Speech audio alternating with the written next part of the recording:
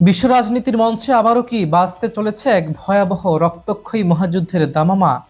মধ্যপ্রাচ্যের আকাশ জুড়ে যে নতুন বারুদের গন্ধ ভাসছে তাকে এবার সরাসরি দুই চরম প্রতিদ্বন্দ্বী যুক্তরাষ্ট্র ও ইরানকে মুখোমুখি এক স্থলযুদ্ধে দাঁড় করিয়ে দেবে।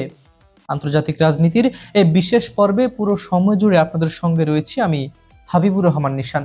সম্প্রতি মার্কিন প্রেসিডেন্ট ডোনাল্ড ট্রাম্পের এক হুঙ্কার বিশ্বজুড়ে তোলপাড় সৃষ্টি করেছে। তিনি সাফ জানিয়ে দিয়েছেন, ইরানের অর্থনৈতিক চালিকা শক্তি হিসেবে পরিচিত কৌশলগত খার্ক দ্বীপ নিজেদের নিয়ন্ত্রণে নিতে চায় মার্কিন সামরিক বাহিনী। তবে ওয়াশিংটনকে খালি মাঠে গোল দিতে রাজি নয় তেহরান। উল্টো কড়া বার্তায় ইরান ইঙ্গিত দিয়েছে, মার্কিন স্থল সেনাকে অভ্যর্থনা জানাতে খার্ক দ্বীপের তীরে আগে থেকেই প্রস্তুত রয়ে গেছে তাদের দুর্ধর্ষ স্পেশাল কমান্ডো ফোর্স। মধ্যপ্রাচ্যের ঘাঁটিগুলোতে প্রায় 50,000 মার্কিন সেনার উপস্থিতির মধ্যে দুই পরাশক্তির এই মুখোমুখি অবস্থান এখন এক গোটা বিশ্বকে কাঁপিয়ে দিচ্ছে। ইরানের বর্তমান শাসক গোষ্ঠীকে উৎখাত করার প্রকাশ্য ঘোষণা দিয়ে চলতি বছরের শুরুতেই তেহরানের ওপর নতুন করে চড়া হয় মার্কিন ও ইসরায়েলি অক্ষ।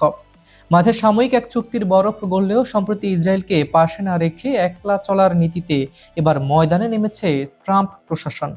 তবে এবার আগের মতো শুধু দূরপাল্লার ক্ষেপণাস্ত্র বা বিমান হামলায় সীমাবদ্ধ থাকতে চাইছে না ওয়াশিংটন।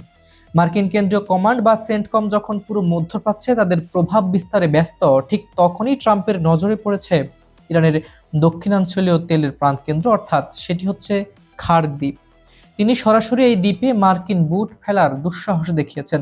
তবে এই হুঙ্কার কি শুধুই চাপ সৃষ্টির কৌশল, নাকি এর পেছনে লুকিয়ে আছে কোনো বড় সামরিক ছক?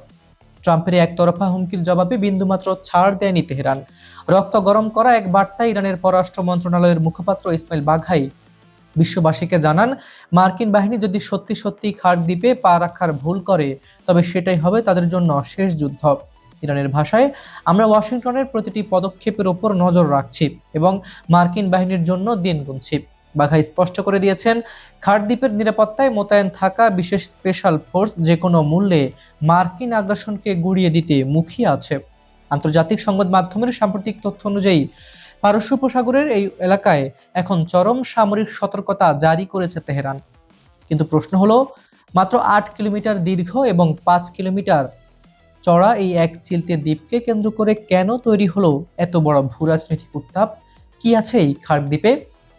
বিশ্লেষণে দেখা যায়, এটি নিছক কোনো ভৌগোলিক দ্বীপ নয়, বরং এটি হলো ইরানের অর্থনৈতিক ফুসফুস। বুশহর উপকূলীয় এলাকা থেকে 55 কিলোমিটার দূরে অবস্থিত এই দ্বীপ থেকে প্রক্রিয়াজাত করা হয় ইরানের সিংহভাগ অপরিশোধিত তেল। এখান থেকে সুবিশাল ট্যাঙ্কারে তেল লোড হয়ে চলে যায় চীন সহ এশিয়ার বিভিন্ন বড় বড় বাজারে।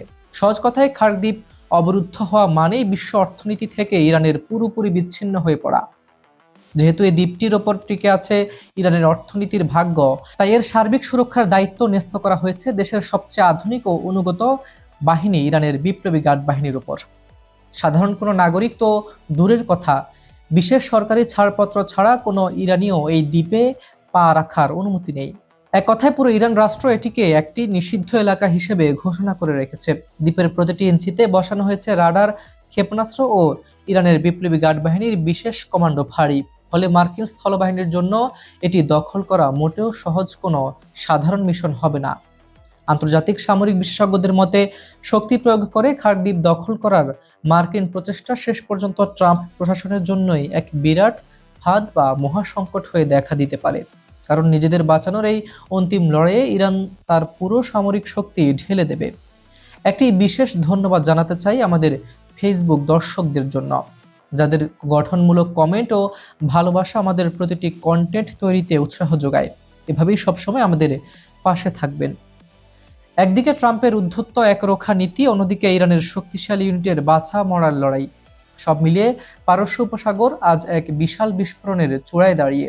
সত্যি সত্যি মার্কিন বাহিনী যদি খার্ক দ্বীপে পা রাখে, তবে তার শিখা শুধু পারস্য উপসাগরেই থমকে থাকবে না, তা জ্বালিয়ে ছারখার করে দিতে পারে বিশ্ব অর্থনীতি ও বৈশ্বিক স্থিতিশীলতাকে। আজ এ পর্যন্তই। দেখা হবে পরবর্তী ভিডিওতে নতুন কোনো আন্তর্জাতিক ইস্যু নিয়ে। সে পর্যন্ত সবাই ভালো থাকেন, সুস্থ থাকবেন। আল্লাহ হাফেজ।